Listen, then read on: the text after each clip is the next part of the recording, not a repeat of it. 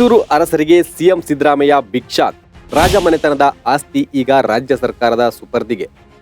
S, Mysuru Wadiyar ಮನೆತನದ ವಿರುದ್ಧ ಸಮರ ಸಾರಿದ್ದ ಸಿಎಂ ಸಿದ್ದರಾಮಯ್ಯ ಈಗ ಗೆದ್ದು ಬೀಗಿದ್ದಾರೆ.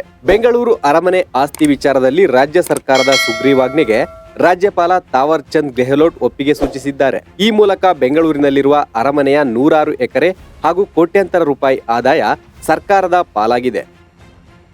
ರಾಜರ ವಿರೋಧದ ಮಧ್ಯೆಯೂ ಸರ್ಕಾರದ ಸುಪರ್ದಿಗೆ ಆಸ್ತಿ. ಮೈಸೂರು ರಾಜಮನೆತನದ ವಿರುದ್ಧದ ಮಧ್ಯೆಯೂ ಸರ್ಕಾರ ಈ ಆದೇಶ ಜಾರಿಗೆ ತರುವಲ್ಲಿ ಯಶಸ್ವಿಯಾಗಿದೆ. ರಾಜವಂಶಸ್ಥರಿಗೆ ಟಿಡಿಆರ್ ನೀಡದಿರಲು ಸರ್ಕಾರ ನಿರ್ಧರಿಸಿದೆ. ಕಳೆದ ಸಂಪುಟದಲ್ಲಿ ಟಿಡಿಆರ್ ನೀಡದಿರಲು ಸರ್ಕಾರ ತೀರ್ಮಾನಿಸಿತ್ತು. ಇದಕ್ಕೆ ಸಂಬಂಧಿಸಿದಂತೆ ಬೆಂಗಳೂರು ಅರಮನೆ ಭೂ ಕಬಳಿಕೆ ಮತ್ತು ನಿಯಂತ್ರಣ ಅಧ್ಯಾದೇಶ 2025ಕ್ಕೆ ರಾಜ್ಯಪಾಲರು ಅಂಕಿತ ಹಾಕಿದ್ದಾರೆ. ಅರಮನೆಯ ಭೂಮಿ ಎಷ್ಟು ಎಕರೆ, ಆದಾಯ ಎಷ್ಟು?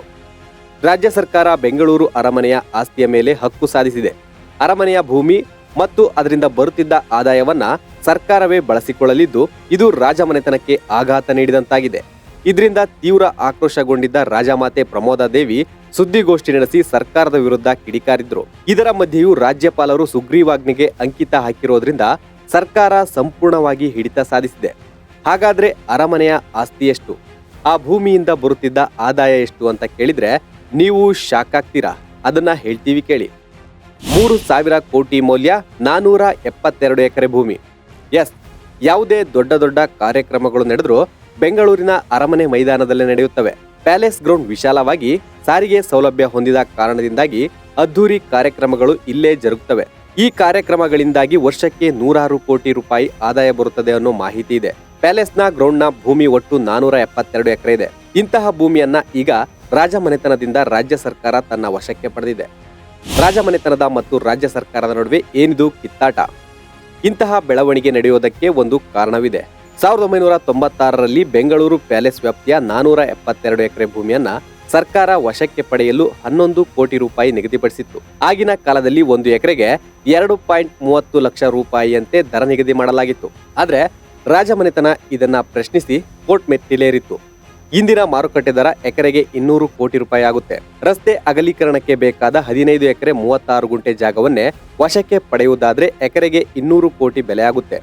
ಇದರ ಒಟ್ಟು ಮೌಲ್ಯ 3,000 ಕೋಟಿ ರೂಪಾಯಿ ಆಗಲಿದೆ. ರಾಜ್ಯ ಸರ್ಕಾರ ಅರಮನೆಯ ಭೂಮಿಯನ್ನ ವಶಕ್ಕೆ ಪಡೆಯುವುದಾದ್ರೆ ಟಿಡಿಆರ್ ಕೊಡಲು ಸಾಧ್ಯವಿಲ್ಲ. ಹಾಗಾಗಿ ಸುಗ್ರೀವಾಜ್ಞೆ ಮೂಲಕ ಜಾಗವನ್ನ ವಶಕ್ಕೆ ಪಡೆಯುವ ಮುಕ್ತ ಅವಕಾಶವನ್ನ ಸರ್ಕಾರ ಬಳಸಿಕೊಂಡಿದೆ. ರಾಜ್ಯ ಸರ್ಕಾರದ ವಿರುದ್ಧ ಸಿಡಿದೆದ್ದಿದ್ದ ರಾಜಮಾತೆ.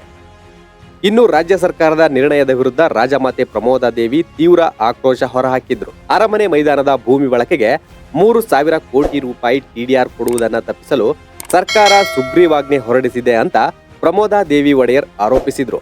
ಬೆಂಗಳೂರು ಅರಮನೆ ಜಾಗ ನಮ್ಮದೇ, ಸುಗ್ರೀವಾಜ್ಞೆ ವಿರುದ್ಧ ಕಾನೂನು ಹೋರಾಟ ಮಾಡ್ತೇವೆ ಅಂತ ಹೇಳಿದ್ದಾರೆ.